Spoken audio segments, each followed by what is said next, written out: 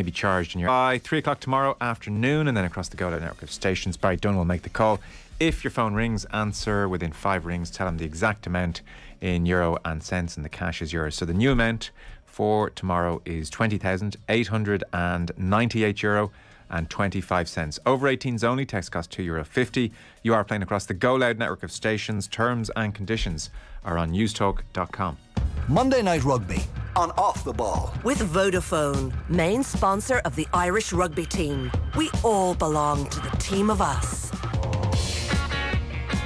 Now then, you're welcome along. So Monday Night Rugby, we have an all South African URC final. Leinster beaten by the Bulls at the RDS on Friday night. Ulster losing to the Stormers in Cape Town on Saturday. Jerry Thornley of the Irish Times is with us. Hey Jerry. Good, thanks Joe, how are you? Very well. And Grand Slam winner with Ireland, Fiona Hayes. Hey Fiona. Joe, how are you keeping? Great. So I suppose in some respects, if we park Irish interest for a moment, Leinster winning this competition for a 5th straight time is not great for the tournament, and an all South African final might spark further interest among the rugby populace down there in this new format. So maybe not great for Leinster or Ulster, but potentially very good for the competition in the medium term, Fiona. Yeah, I think that's exactly it. Not great for Leinster. I was completely wrong. I thought they'd put in a show against the Bulls and they didn't. But for the competition as a whole, and especially the fans in South Africa, it's going to up that URC over there, and hopefully we'll see. You know, it shows that the teams like Leinster have to go back to the drawing boards now, and when it comes to semi-finals, finals, how they're going to beat these big packs, and have a look at that and probably change up their game plan. Jerry, Peter O'Reilly opened his piece yesterday in the Sunday Times with an amazing scene at full time. I hadn't caught this at the time.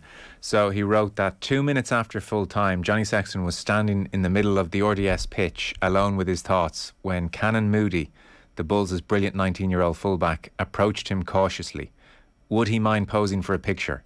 The Bulls bagman was suddenly on hand, ready to take the snap, and then another Bull had his arm around Johnny, and another. Sexton did the decent thing and went through with it. From the press box, it wasn't possible to see his facial expression. I can guess. What his facial expression was. Yeah. the Johnny Scal. Yeah, fair play, Pete. Yeah, that's the great advantage of being the Sunday newspaper journalist at a Friday night game. He's not writing under pressure of deadlines for our websites. So most of us, the rest of us, probably had our heads buried in our laptops at that stage, as is normally the case when the full-time whistle goes. But yeah, it just tells you a couple of things, doesn't it? It tells you, A, what a global legend Johnny Sexton is in the game, and B, what an enormous match that was for the Bulls to beat Leinster. We probably shouldn't have been so taken aback by that, but I was a little bit in how much it meant to him. I mean, Marcel Coates has played God knows how many times for Ulster against Leinster and always been on the losing side, and he was crying with emotion on the pitch after the full-time whistle. Jake White came back in and said it was like right up there with any of the great knockout cup wins he's ever masterminded in his illustrious coaching career. This mattered a huge amount to them. Leinster have enormous respect in South Africa. It is great to see a 30,000 restricted capacity at the Stormers game on Saturday night. The South African rugby population have clearly bought into this tournament, and they've immediately upped the bar. When you think that a week before, Leinster put on 12 tries and 76 points against Glasgow, and that had kind of become a little bit normal in the Pro 12, Pro 14, or all the various iterations of this tournament. There will be no more 76-14 wins in the quarterfinals, or certainly not in the semi-finals or finals anymore with the South Africans aboard.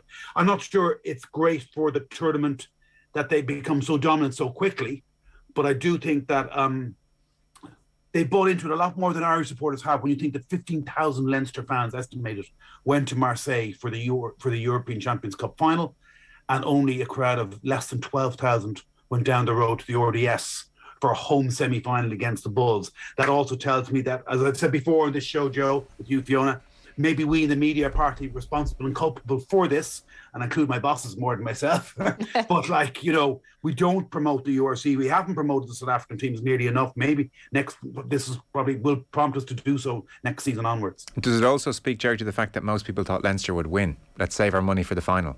Yes, a huge element of that, Joe, definitely. There wasn't a huge element of that. I think there's an element of It was shown on terrestrial television. It wasn't covered by the season ticket packages. Had it been, you would have seen a much bigger crowd. I dare say that if Leinster, Freudian slip, if Leinster had beaten La Rochelle, I repeat Leinster, I know this is live, you can't edit that out. If Leinster had beaten La Rochelle, you'd have seen a much bigger celebratory crowd in the RDS. Because European rugby matters so much. It's what Irish rugby supporters were essentially brought up on after the Interpros. It just, the Celtic League, Pro 12, Pro 14, Magnus League, URC, whatever it is, it just doesn't have the same attraction and history and tradition that the top 14 has for French rugby fans, or even the Premiership has for English fans. So I think that it's all part of the education process. If this format settles down over a few years, I think the next time Leinster win it, it'll be much more, if they do win it, it'll be, or any other Irish team, it will be much more appreciated by them and by us in the media and by supporters. Fiona, let's extend Jerry's unfortunate Freudian slip there. So this was a team with no Springboks, beating a team with 13 Irish internationals. Which explains, I would think, in part as well, the sense of elation that the Bulls showed at full time. So, biggest reason or reasons in your mind, why did the Bulls win this game? I watched the game back again, Joe, and what I couldn't get over was the turnovers that Leinster conceded. I mean, the backline alone had 11 turnovers. You compare that with the Bulls, who their backline had only 5. It was I think Leinster overcomplicated things at times. The media, everyone else will look at physicality again. It did play a part in it, but this to me wasn't the Leinster team that I'd seen throughout the season in this URC competition. Yeah, the players were there, but they didn't seem as invested as they were in other games, whether it was the European loss hangover or what. But it like you look at, I looked at the stats on it as well, and passes, you'd Ross Byrne and Johnny Sexton together, they both put in I think it was 26 passes between the two of them. It showed you that Leinster wanted to play attacking rugby. I think Chris Smith and Morné Steyn, when he was on for the 7 minutes, had only 3 passes in the whole game. So it showed that this South African team were sticking it in the pack. But watching the game, I knew that Leinster, I wouldn't say they were disinterested, but it wasn't the clinical performance that I've seen out of them. There was errors, there was knock-ons, there was passes going astray. Josh van der Flier was his usual, immense self around the place, but then he gives away that penalty that leads eventually to that last try that he high tackle. So there was just errors, and it just didn't seem themselves. It's worrying when you think about 13 Irish players, but I wouldn't look at it like that going forward. I would just put it down to another performance that maybe they weren't as fixated on this tournament, and they might have thought that they were going to a final with it. So the unkind word for that would be complacency of a sort, no? Yeah, well, I think so. Players don't like that word, and we're all standing on the outside. It's very easy for us to say this when you're looking on, but things didn't stick. Players didn't seem to look their usual self. There wasn't, Tadhg Furlong. I mean, you look at the bench, Joe. You had the hooker and the loose head prop were on for 79 minutes and 80 minutes respectively. There was just, other than Johnny, there was no impact really from the bench either. That's something we've seen with Leinster all season, where players came off the bench and made a huge impact. It was almost like Leinster had to keep on a lot of their players because it wasn't there, and they just weren't clicking, Joe. Yeah, Jerry, I'm sure they'd rail against that accusation, but it's an interesting one. It is, and the first person to use the word, albeit to say I don't think it was complacency, but the first person to use the word was Leo Cullen, and in denying it, it was it was clearly there in his head that he brought the word up. He also said he'd have to look at himself, and I think that they were 20-point underdogs. They were 14-1 on to win the game. 40-1 on to win the game. You could have backed the Bulls at 14-1 to win the game. So what supports your theory that the Leinster supporters were very expectant of them being in the final. Whether the players were or not, I did find it curious, and who am I to criticise or question the great brains trust of Leo Cullen, Stuart Lancaster, Felipe Contepomi at all. But if Johnny Sexton is fit to be on the bench, surely he's fit to start. You've got Leinster's greatest out half of all time. This is your second last season you get to use him. Why wouldn't you start him? I'm reliably informed Hugo Keenan was 24th man, and he could be seen running the full training session on the previous day, on the Thursday, in the captain's run. Again, why wouldn't you start him? And what kind of message maybe does this send to the players, even at a subliminal level? We can get by with Johnny on the bench here. there is almost a hidden message in this that, you know, we're not going full tilt at this. Yeah. And I think that might have been a contributing factor as well. So when Leo Cullen talks about complacent, maybe he did say, you know, he would have to look at himself and all of this as well. I think the other thing for me, Joe, just being at the game and watching it, I felt really concerned for Leinster's chances from the very first time they went deep inside the 22 and the way that the Stormers repelled them. I didn't do the tally on how many times each side went into the opposite 22, and I'm not surprised by the utter lack of imagination in the Bulls game, in the way they played. I think, you know, Leinster scored 2 wonderful tries, and Leinster are far more enterprising, enjoyable brand of rugby to watch play than much of South African rugby. We saw when there was that clash of identical styles in the Lions tour, it was almost a crime against the sport. And you know, but I do think that when it came to the one-off power game, and then they scored their try and very cleverly worked switch off a tap penalty, but that they actually just their power game inside the 22 ultimately was the distance, both in converting chances into 7 points, be it the penalty try from the line at maul, but also in repelling Leinster quite a lot of times. Leinster scored more tries, had more possession, had more territory, passed the ball more, played more rugby, but unfortunately lost because they just, curiously, they weren't quite at it, and they were all, they freely admitted that themselves. And, you know, you get used to winning a tournament and maybe winning the first game against the Bulls 31-3, maybe running up those 76 points against the Scarlets a week previously did them no favours either, Joe. It often doesn't. Yeah. I mean, it's really amazing situation. It's going to be a painful summer for all concerned. On the power theme, and I do take both your points, that isn't the headline necessarily in the way that it might have been against La Rochelle or Saracens those years, but it's an aspect to the situation. It's not least in the 22. I suspect, Jerry, the way you're describing things. Leo Cullen was asked about the fact that the power discussion was going to happen again, and it's one of the first times really I didn't see him kind of shoot it down straight away. He said, "No, it's not a wrong analysis. It's not a wrong analysis, that power deficit."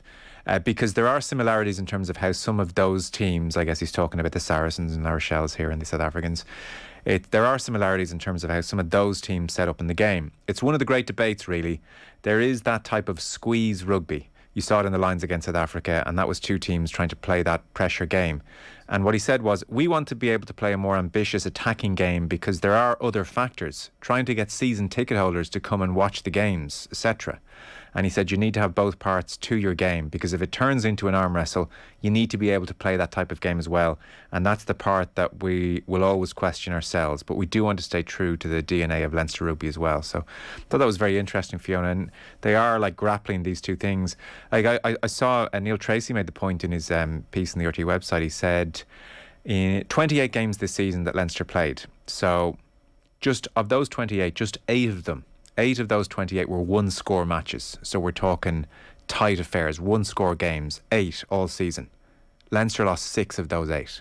So gets into the melting pot, gets physical, you know, one-off runners, let's just arm wrestle, 1-score games. On 8 occasions that's happened, and Leinster have only won twice. There's something here, isn't there? Like, this has just been going on for too long now. We laud Leinster. They're not a bad team overnight, but there is like a fatal flaw here which has crept in. Yeah, when it comes down to those pressure situations, you know, you've said that it's only happened, I suppose, in 8 times, and other teams would have had a lot more competitive games. So you wonder, you know, how come they can't deal with that? They're not obviously in that situation throughout the season a lot because they have been quite clinical in games. But when it got, and we saw it in La Rochelle, we especially saw it in these games, they just didn't have it in them to turn that game around. And that can be quite worrying. And it's, you know, as you said, they like to play rugby, and Leo Cullen is right. That's the DNA. People want to watch that, but they also need to find where they can resort to a place where they're able to play that tight game, where they're able to defend, where they're able to get those turnovers.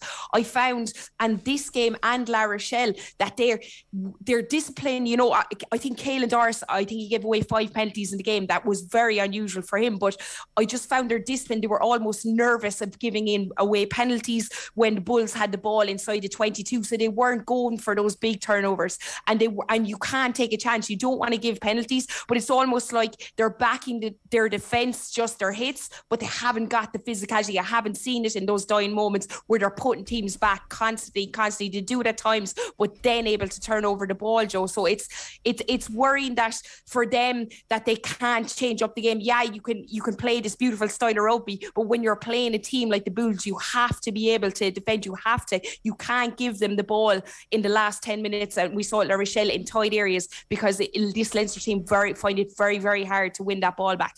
There's a certain irony, isn't there, Jerry? Like, oh yeah, you can play some of the most beautiful attacking rugby in all of Europe, but can you do this? You know, can you make a carry and smash a few people? Most teams would find it very hard to do the former, and the latter almost is perceived as the easier thing to do. Yes, it's also part of Leinster's DNA that when they get within 5 metres or 10 metres of the opposition try line, that they generally pick and jam their way to success, don't they? They were the ones who actually were quite innovative in introducing the tap penalty when most teams were still going for scrums. I'm pretty sure they were pretty much the first to do it. I think also there's a risk that we can go overboard in this, Joe, to be honest. Like, that final against La Rochelle, I thought Leinster were much closer to beating La Rochelle this year than they were last year. I thought they coped much better with Will Skelton this year than they did last year in the semi-final. I thought they've improved their attacking game no end this season, but they've also improved their defensive game, their double hits, whatever else. And, you know, so much of this comes down to end games. When the losing side is within a score, they invariably are pounding the opposition line. There's just so many games end like this. And it is becoming quite hard to resist pick and jams to the death. What did Ronan O'Gara call 150 pick and jams? Donncha Ryan, fair play to him. He can now go back to his La Rochelle players and say, you see, lads, I know it's boring, but I've won you a Heineken Cup. But if Wayne Barnes had given Michael Alaalatoa the penalty in the Jackal, which he should have done, Leinster would have kicked the ball to the line, won the line out, kicked the ball dead, and they'd have the 5th star in their jerseys next season. What kind of debate will we be having now? Yes, the bigger, stronger physical sides caused them trouble. Yeah. But it wasn't like they were absolutely pummeled for 80 minutes or anything like that. I do think they were actually much closer to winning that La Rochelle game. And it just comes down to the other factors like home advantage. That was a home final to all intents and purposes for La Rochelle, as opposed to a home semi-final for Leinster against Toulouse. Leinster thrashed Toulouse. La Rochelle just beat Leinster. And then last Friday in the top 14, Toulouse did a number on La Rochelle at home. It was quite a big win. So, you know, but there is a little bit of, I take your point, Joe, take your point, there is a little bit of a disconcerting thread there, no doubt about it. And I'm always conscious these conversations are about Leinster, and sometimes we probably have South African viewers even watching us on YouTube, they can sound so entitled. Like, we're sitting here almost like, why haven't Leinster won everything? You know, and it's not meant to be that like that. I suppose it's just in Europe they've consistently been the team that have been, you know, be it Saracens for a couple of years, and then it's La Rochelle laterally, and now Bulls with a similar approach. So there's a sense that they're not winning what they should. You feel like this team should have a second European Cup over the last 4, 5, 6 years. An interesting point, Bernard Jackman was in here reviewing the Sunday papers yesterday, and he had written about this in the Sunday Independent. So, Fiona, we often laud Leinster's depth, and they have used 60 players this season, which is extraordinary. And yet Bernard was pointing out, for instance, you take Joe McCarthy in the second row. He came on in the 76th minute against La Rochelle. At Welford Road against Leicester, he played 5 minutes. And against Toulouse, he played 4 minutes. And you take Friday night, Cian Healy came on in the 78th minute against the Bulls. Sean Cronin at hooker was unused. And by contrast, the Bulls, La Rochelle, they are using their bench. And so 2 things jump to mind. 1, Leinster are not using their bench in crunch games in the same way. And 2, when they do use their bench, that is a bench, and it goes back to the previous point, which is accustomed to coming on, for instance, against Glasgow in October when they're 20 points up, and it's a very different prospect. So that strength and depth might be exaggerated a touch, or am I reading too much into that? Yeah, I think that, look, Joe, I think, you know, you're looking at the front row there. We would have said at the start of the season, looking at that Leinster, you know, bench and starters at the time, that they have immense depth. I mean, I think Keller hit them, so they had to start Sheehan. But I mean, you've someone like Cronin on the bench who has like so many caps for Leinster, has played with Ireland, to not bring him on. I think like 87%, or it was even lower accuracy in the lineouts. Dan Sheehan was immense around the pitch, but I think Leinster lost 3 kind of lineouts. Cronin is someone that you could have come on and brought a bit of physicality as well, but I've definitely seen it in the games that they aren't backing them, and to bring someone like Cian Healy, they're guys that are really established, and maybe they're getting it on in years, but you wouldn't be worried about the scrum bringing these guys on. You wouldn't be worried about the lineout. So it was kind of, that definitely was something that jumped out at me when I was watching the game. Why aren't you getting these guys on? Dan Sheehan looked dead in his feet. He'd given everything. He was around the place. He carried really hard. He was having a good game around the pitch, but it's exactly as you said, Joe. They don't seem to be backing these guys. They're sticking with it. I thought maybe even earlier Jimmy O'Brien, at full back, he carried well, but I thought he was a bit loose in defence at times. I think he had 3 turnovers. So it's almost like they're afraid to change things at times. They want to stick with the players that are on there, but I felt that he could have done a little bit of mix up there earlier on and backed your bench, and definitely backed, even changing a few things on, maybe giving Larmer a shout in full back as well would have been another go. But obviously I'm not coaching, but when you look at the South African teams, you look at the big teams over in England, it's the bench and it's the way the game is going, that these guys are the guys that are coming on and finishing off the game for you, and Leinster don't seem to have established that. Yeah, thoughts, Jerry?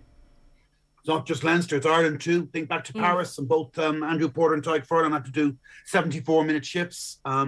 Think of Twickenham, and Furlong was on the pitch for 74 minutes again, where Ireland and Leinster are both very heavily reliant on Andrew Porter, and this is what he made the switch back to Loosehead and to Tadhg Furlong. And, beyond Dan Sheehan and Ronan Kelleher, the cupboard's pretty bare at hooker as well. Let's be honest about it. And it's not like you can go out and sign these players or overseas players and they become eligible in 5 years. That's no use to anybody. So they can only be grown from within. There was one significantly positive aspect to the weekend, actually, out of the 2 games for me, was the performance of Tom O'Toole. I think Marty Moore is the second best tight head scrummager in Ireland, but he's injured at the moment. And indeed, so good was O'Toole for Ulster away to the Stormers in Cape Town on Saturday that Dan McFarland left him on to the 82nd minute until his leg seized up and they had to take him off for the last scrum of the game. But the Ulster scrum went well. I thought Tom O'Toole played well, and there's a strong feeling within the Irish setup, that amongst the management, that Tom O'Toole can become a rival to Tadhg Furlong in the next year or two. Yeah. So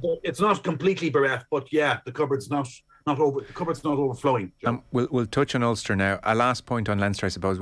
Ireland get referenced in tandem with Leinster for obvious reasons. So we try to extrapolate things about these Leinster defeats from an Irish perspective. So what are we saying about this team without Springboks? Any Springboks in the team, Jerry, beating 13 Irish internationals in Leinster? This hot on the heels of the La Rochelle defeat as well. I don't know what it's saying. It's saying something. Yeah, and then again, the B team went over to South Africa and got 2 losing bonus points, didn't they? And we said, wow, look at the strength and depth of Leinster. I mean, we shouldn't read too much into one match. Sure. It came amid the hangover of a European exit and the perhaps misleading 12-try rout of the Scarlets. So it's a one-off game. I do think that it's a bit odd that was one of their least effective performances of the season, and in a game that mattered so much and that they were so off-colour in so many ways. I don't think Porter, Furlong, Ryan, Conan are particularly playing great rugby at the moment, but I think that a nice little kind of 2-week build-in to the first game against the Maoris and a 3-week build-in to the first test and back in the Irish environment will revive them, and for what is very much a daunting tour, but also a hugely exciting one as well. Probably the most difficult tour any Irish pro squad has ever taken on in the pro era anyway, certainly going about. It's not too far shy of a British and Irish Lions tour to New Zealand, to be honest, in terms of the itinerary. One last point, Leo Cullen said, I do believe on the whole our game this year has come on a lot. We've added plenty of layers to the game. It might not seem like that when you come up with nothing at the end of the season, but you get to a Champions Cup final away in France, you're so close. Little bits of execution, but that's going back to the point. We really need to be at our best on the big days, and it's just little things that we're not quite nailing. They are the fine margins, which is probably maybe the fairest comment. And I guess, Fiona, you got to say the Bulls, in fairness, they travel up. The URC competition guarantees all these teams business class travel, but the way it guaranteed it, the team business class travel on this occasion was 4 different routes. So the players were going different ways and going into different airports, and then apparently the training gear was lost, and it seems Leinster helped them out with the training gear as well, and they were training, I think it's St Michael's or whatever. That's an incredible performance on their part, 6-day turnaround to come up and win at the RDS. It probably is worth acknowledging that as well. Oh yeah, they were immense. I mean, like even the back row alone, the Bulls. I mean, even this Grabler at hooker, he was everywhere. They just, and Coetzee, they just came out. Yeah, it was very physical, but they were clinical. Leinster weren't, and this, for having such a 6-day turnover, all the travel, they looked like they wanted it. You spoke, Joe, about after the game, and Coetzee was absolutely delighted, and I think they were over singing with a couple of fans that were there as well, and to be able to come to Dublin and do that. Yeah, we talked about Leinster not being at the races, but I just thought that this Bulls team were really clinical. They looked at Leinster. They saw if you can slow down their ball. They attacked Gibson Park as well. So they'd done their homework, and Jake White really got them in good areas. And I just thought they were clinical and they deserved the win in the end. Yeah, Leinster had more ball, but just to stick with it and stick with their game plan, and it worked right till the end for them. They gave them nothing for free. Sure, they didn't, Fiona. They went after nearly every third or fourth breakdown. They went after nearly every single throw. It wasn't bad throws from Dan Sheehan, those 3 turnovers near their own line. It was just really good defence. And they were clever in the way they even slowed the game down with injury timeouts. They must have taken on average about 90 seconds for every line-out throw. It was driving the crowd mental. The officiating was deplorable. Yeah. Absolutely hopeless it was. But it was great to hear the 12,000 Leinster fans in the stadium completely engaged and making way more noise than a lot of capacity crowds in the RDS we've seen over the seasons. Yeah, you've just jogged my memory there. Bernard Jackman, who knows Jake White, he was saying that their mantra all week was 1 in 3, as in we're going to slow down 1 in 3 Leinster breakdowns. So it proved. We're talking here with Fiona Hayes and Jerry Thornley. Our rugby coverage and Off the Ball is with thanks to Vodafone, main sponsor of the Irish rugby team. We all belong to the team of us. Stormers 17, Ulster 15. Converted try in the 84th minute, Jerry, and this is a home final in Belfast, which goes a begging. So give us the story of this game. Ulster led for the majority of it. Yeah, Stormers started really well. Got two line-out maul try and a clever blindside move off another line-out. Didn't convert either and went 10-0 up. Ulster came back into it very well. Played again, not unlike the first semi-final on the Friday. I thought Ulster played the more thrilling rugby, the more exciting rugby. The final pass from Stuart Moore to Robert Balakoon for their first try did look about 3 to 5 metres forward. I was amazed it was given, particularly in Cape Town for the away side. But then Balakoon, they get it to the edge again for Balakoon, and his angle of run and his basketball flip pass to take out 3 players and put Moore over. Really was a quality player, by the way. And they went in 15-10 up at half time. They looked in front. They had the win of the game in the third quarter. Like Rob Herring comes off a line out and he's hit by their winger and he knocks the ball on about 2 inches out, and they don't convert that chance. And then the replacement lock, Adre Smith, is sent off with 10 minutes to go, and they go on the offensive again. You think, right, they've got it again, but Billy Burns tried a misplaced pass, and you just sense there was inevitability then, a bit like La Rochelle and Leinster, that somehow this was just, however long it took, this was going to get away from Ulster, and sure enough, it did. And you feel for them because whatever about, I think, Leinster maybe can live without winning a URC for once this year, but Ulster haven't won a trophy since 2006 and they've come close so many times, and they've had 3 finals since then, and all against Leinster and none of them at home. They actually qualified top of the table one year and would have had a home final, but it was the year that the old Ravenhill Kingspan Stadium was getting redeveloped and had to move the final to the RDS, and then they lost in an empty Aviva during lockdown, and of course they also lost in Twickenham. And so they would have had a home final properly in Belfast for the first time ever, and no Leinster. You'd wonder when they might get a chance like that again. Further to Jerry's point, Fiona, Dan McFarland, he said, we didn't deserve to win that game. Third quarter was our opportunity to put the game to bed, but we turned the ball over so many times. I always felt the Stormers were going to win, because at semi-final level you can't be so profligate with the ball. So pretty honest stuff from McFarland there. Kicking themselves is right. How do Ulster, in a way, you think of their season, that like Toulouse over those 2 legs, like a lot of regrets here in their exits in both competitions.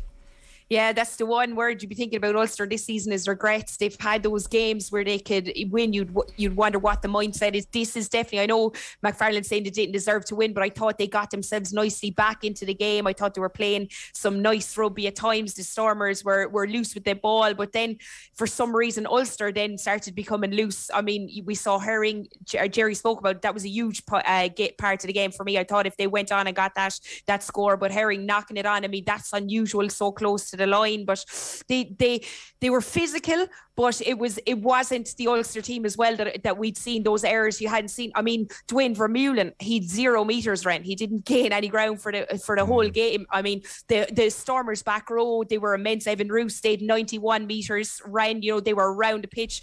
19 Ulster had. So you could just see, that the Stormers were really innovative. But I thought for Ulster, a lot of players were quiet. Yes, they were good on defence at times, but just the attacking rugby, it wasn't the same. Balakoon and some of the guys in the back line were immense. But for me, I think the Stormers were far more exciting to watch. I think 3 players in their back line as well were over 50 metres gain in yards. So they were playing nice attacking rugby, and their forward and back line interlinking play was excellent.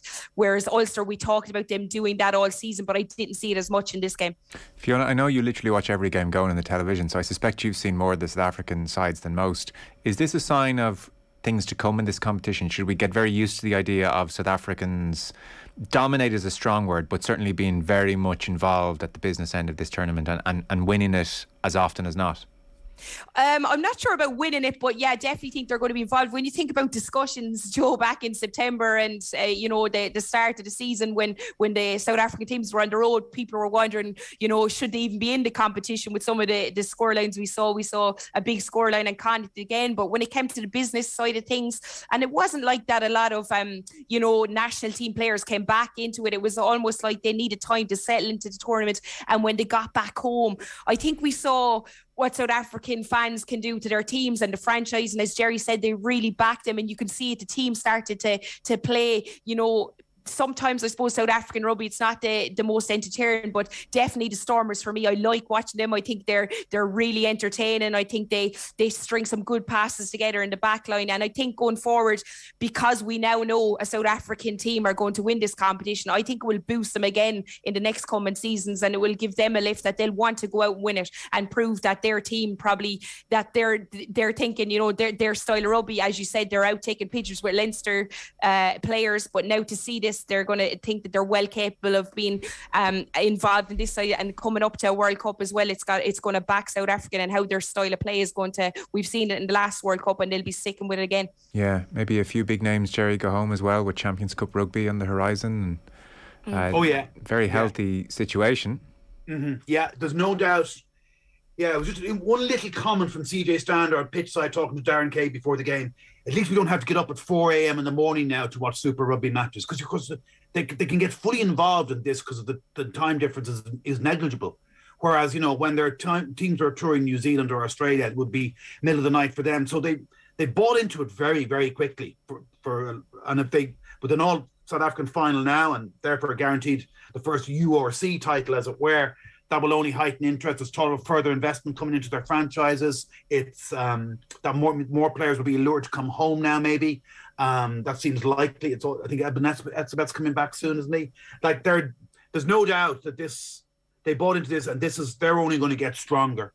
They were caught on the hop a little bit by the nature of the URC this season, by coming over to Europe and having the first 4, 5, 6 game rounds away from home and without their Springboks. And some people jumped to a lot of conclusions way too quickly, didn't they, about them not providing much of a challenge for the Irish teams. Well, they're providing plenty of a challenge now, and maybe it's for the best, because there's no doubt about it. Leinster, Munster, Ulster and Connacht, like the Scots and the Welsh and Tans, everybody's going to have to up their game now. So that's not a bad thing, is it? No, interesting times. Jerry Thornley of the Irish Times, thanks so much, Jerry. Cheers, Joe. Good talking to you. And Fiona Hayes, as ever, thanks. Fiona, cheers. Nice, Joe. Thanks a mil. Cheers, Fiona. Monday Night Rugby on Off the Ball. With Vodafone, main sponsor of the Irish rugby team. We all belong to the team of us. What have Fionn McCool, Countess Markovic, the city of Paris and a mountain of books all have in common? Well, they all feature on Talking History, a News Talk original podcast with me, Patrick Gagan, where I discuss in depth the gritty, sometimes uncomfortable